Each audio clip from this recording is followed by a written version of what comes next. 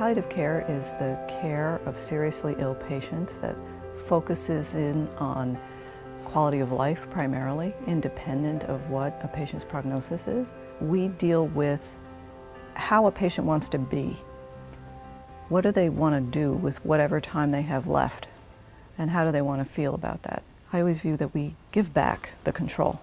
I think in palliative care it's not about doing nothing or that there's nothing left to do. There's a lot to do for patients, and I think the biggest thing that we can offer is assisting them with their goals and how to achieve those goals with the time they have left through excellent symptom management, psychosocial support, spiritual support, a truly interdisciplinary and interprofessional way that we do that. Palliative care can be delivered at any time along the disease continuum, delivering the right medicine at the right time, and it's not always dedicated to the end of life.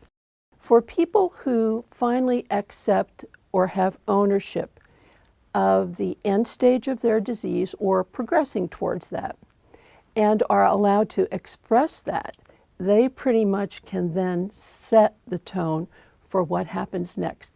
And that is tremendously empowering for many patients. Actually, you see it, it's palpable. You go in the room and all of a sudden, there's no longer a 2,000-pound elephant sitting there.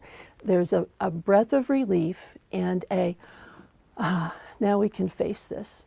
I think it's important for everyone to remember to bring who they are when they walk into their physician's office. And that's true whether you are meeting with a palliative care physician or your primary care physician or your specialist.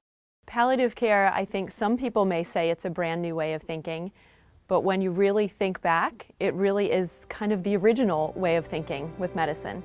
It used to be that your physician knew you and knew who your friends were and your family, and they knew what you did in your job and what was important to you and where you attended church.